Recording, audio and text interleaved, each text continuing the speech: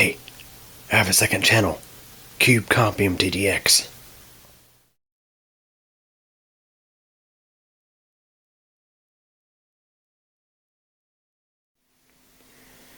Hey everybody. So here we are back again with this thing. This is the little rebuilt e-machine system I called the Trash AM2 system. It's the one that I did the Windows 11 test on.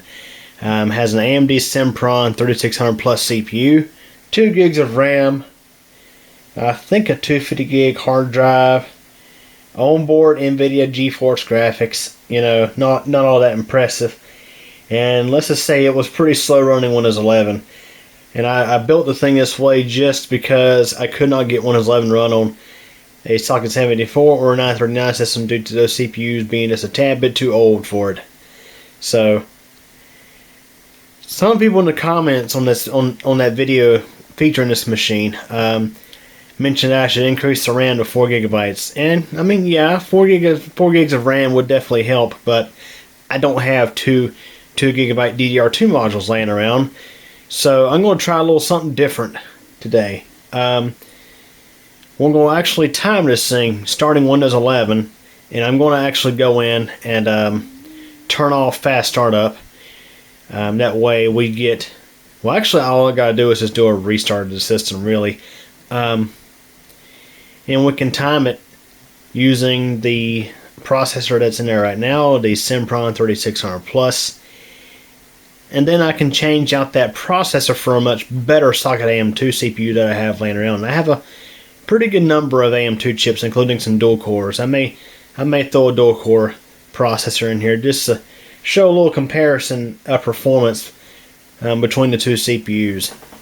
Okay, so I'm going to start this thing up, and I will get a time of startup in fast startup. I mean, may as well, so let's go ahead and turn this on, and I'll start the clock once we get past the splash screen for the BIOS.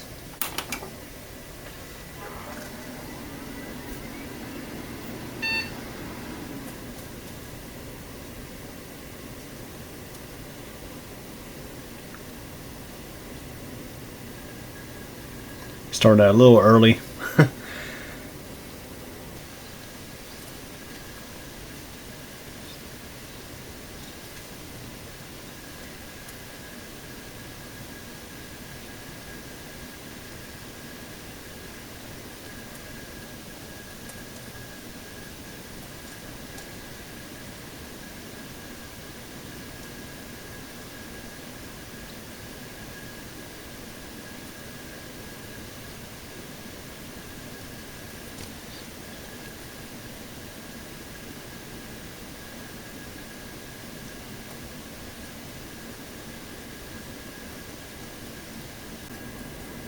Okay, we're technically still loading up.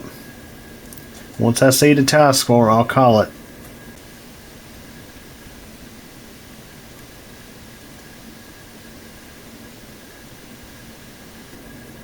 Alright. I'm going to say 4 minutes and 3 seconds, or 4 minutes and 2 seconds for that. So yeah, definitely took its sweet time. My arm was starting to get tired holding that phone. Yeah, not really, but you get the idea. So, this is show you what we have here.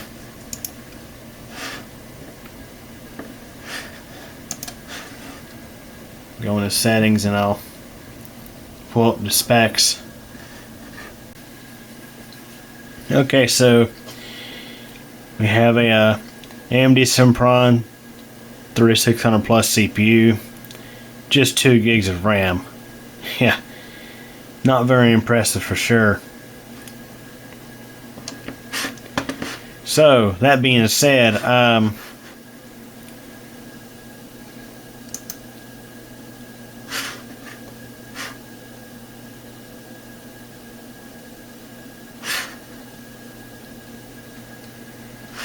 and of course, sounds like this thing's doing 100 different things in the background. Of course, probably installing updates. We all know how Windows always loves to install updates.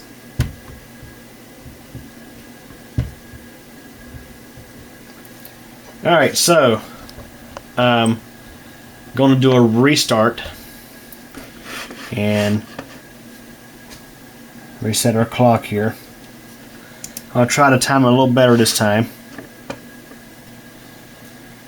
I mean, guys, this thing, it's like watching paint dry on the wall. This thing is so slow.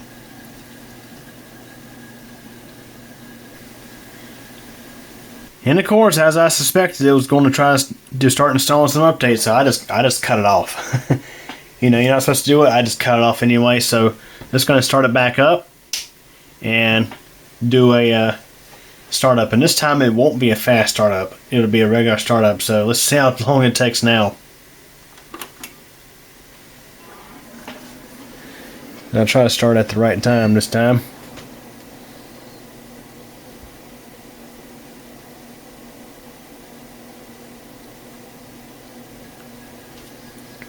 Okay, here we go.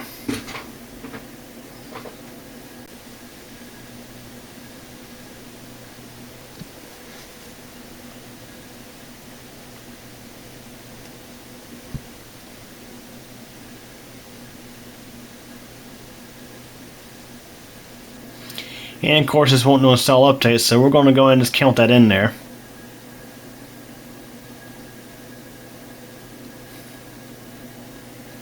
It's funny, it seems like it's starting up a little faster this time, which is kind of ironic. So much for fast startup.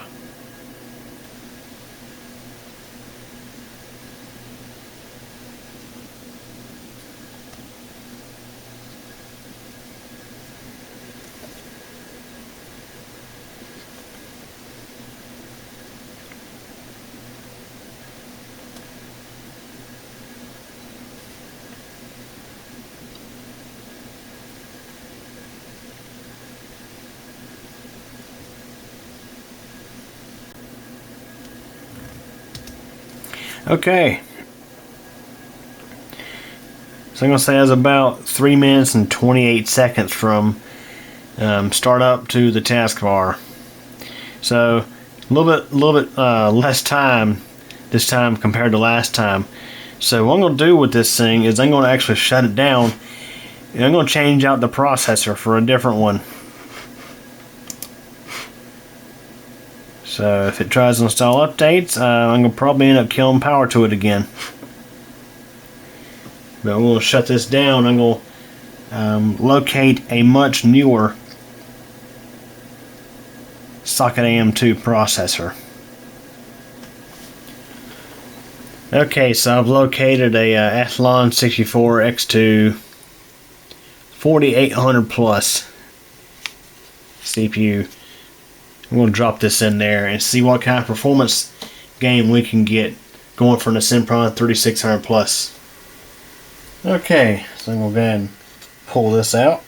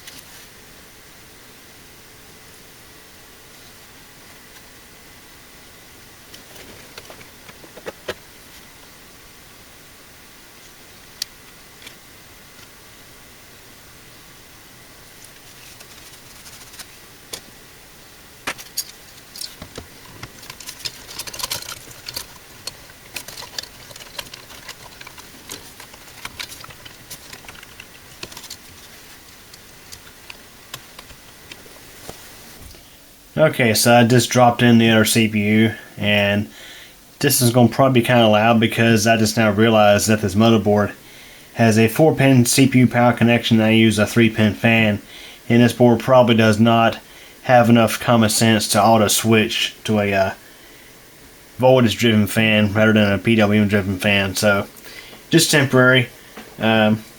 But let's see what we get here. So I should mention that I did end up shutting off the system. That way it would have to do the full startup and not the fast startup. So let's see what we get here. So 3 minutes and I think 28 seconds was my last time, because I did stop the timer like a few seconds after it got to the taskbar. But let's see what we get here.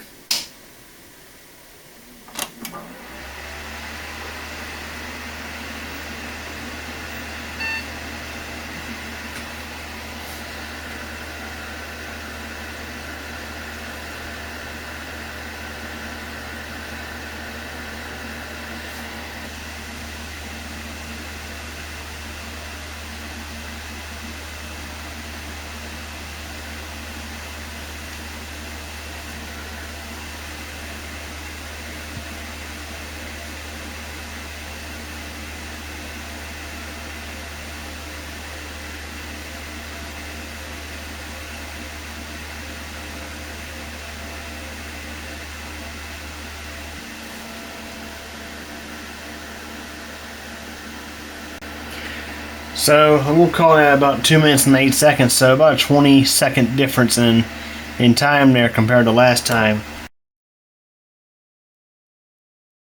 So pull up Task Manager here. Yeah, I'm definitely going to have to change out that heatsink fan. I'm gonna probably end up putting a different CPU back in this thing anyway. It won't be that Sempron though. Well, from apparently what it seems, the CPU is being heavily used. Okay, things have calmed down a little bit. Okay, so we definitely got a huge upgrade there.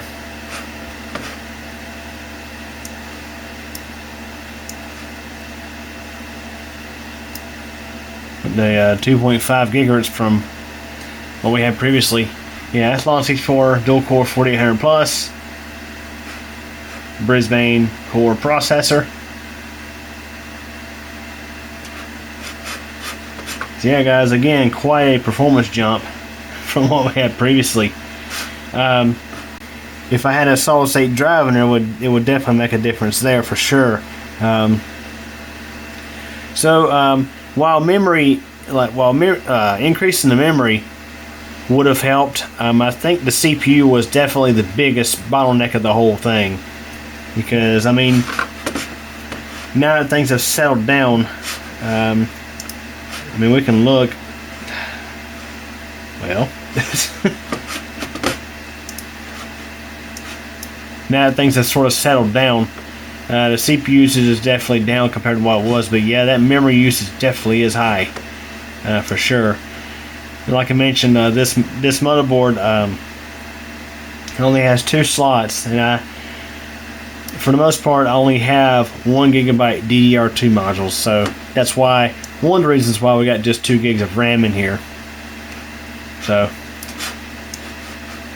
yeah, guys, I figured I would definitely come back and revisit this thing. If I had more time tonight, I'd go ahead and pop in a SSD. I would actually copy everything over, but I mean, what I can do is I can take out the SSD from the TV Box Slim because I just installed Windows 11 on it. But the thing is, I would have to install drivers and everything else. But I'm getting ready to wipe that install anyway. So I'm going to actually disconnect this from the network. That way, it doesn't try to activate the OS using a different license. So I'm going to shut this back down, and I'm going to actually pop in this SSD, and we'll see what happens there. Okay, everybody, so I've disconnected the hard drive and plugged in the connections to this little 64 gigabyte Transcend solid state drive, which has a, let's say, a clean install Windows 11 on it. And considering how Windows 11 is so much like Windows 10, you can just swap and install into a different system, and it would typically boot right up. I mean, I have to install some drivers, but let's just give it a shot. Now, the first start I'm not going to time because it's going to have to install drivers and things like that. But once it does that, I'm going to go ahead and actually restart and do a timed startup.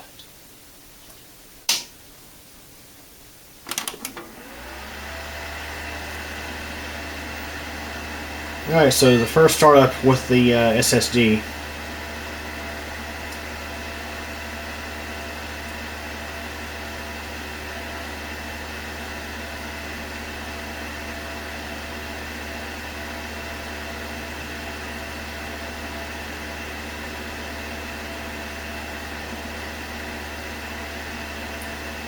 It's going to install some drivers.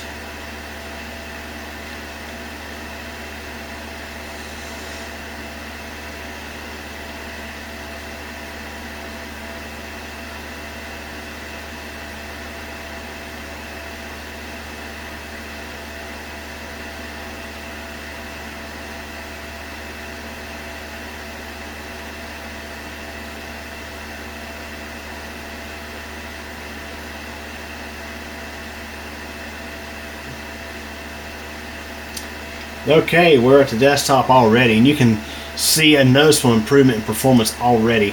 I do think we are missing some drivers, like for the graphics. We definitely are missing the driver for the graphics. I will mention that. But I mean, for what it's worth, I think we could still use this for a startup test. So let's do it. So I'm going to do a restart, and I'll time it. See how long it takes for it to start up.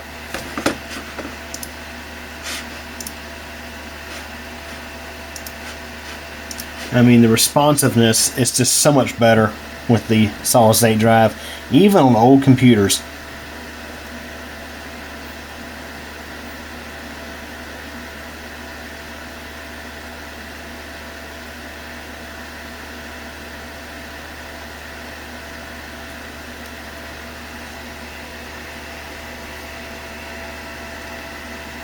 That's kind of hard to see right now because it's overexposing.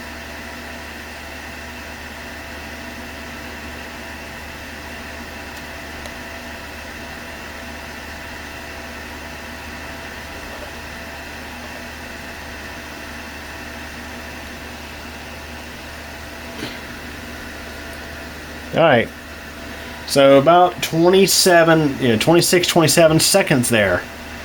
So, 27 seconds versus, what, 2 minutes last time? Yeah, that really shows the difference between a slow hard drive and, of course, a solid state drive.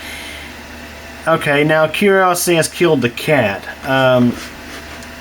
You know, I just said I wasn't going to put the Sempron back in this thing, but I think I am actually. I'm going to actually shut this down.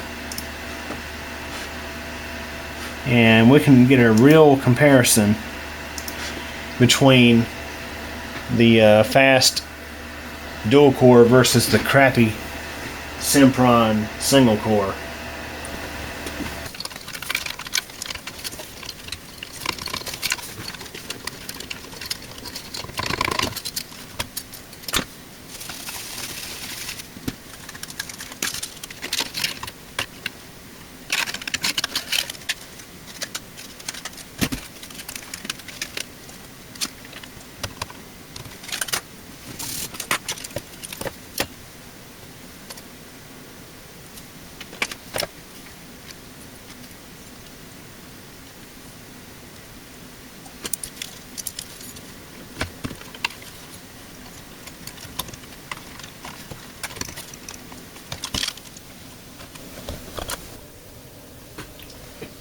Okay, so I just popped the Sempron processor back in, and I put the other heatsink fan back in as well, so it'll be quieter.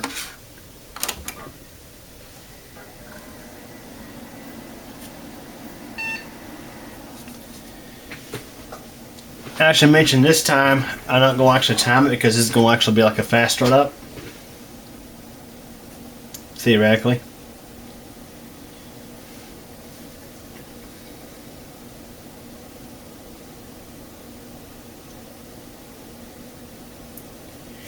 It might have just locked up. Yeah, because I tried to do a fast startup on a different CPU. So we're going to have to reset it.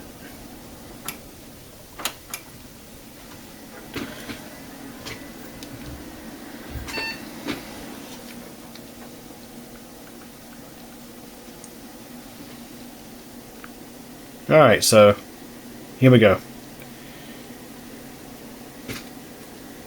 This should be a regular startup now.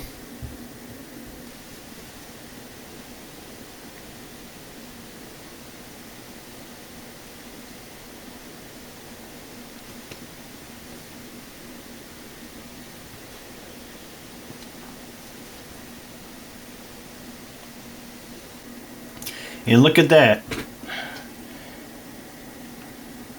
That was what? A minute and 13 seconds roughly. If I remember right, the time for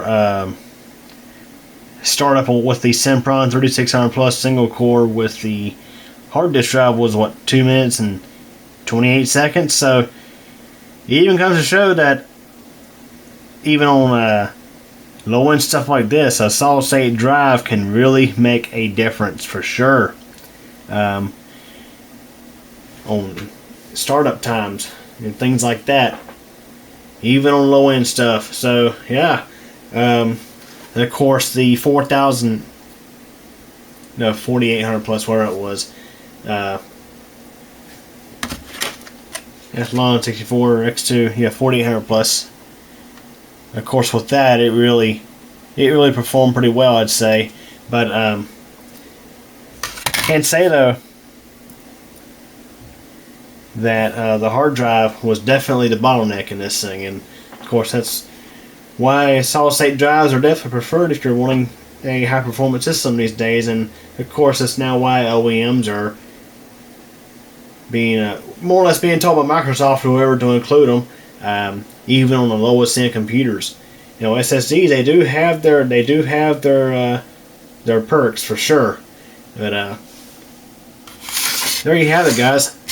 So yeah, the RAM, I'd definitely say the RAM would make an improvement, but a lot of times it's hard to beat swapping out to an SSD. So anyways, hope y'all enjoyed this video. Thanks for watching.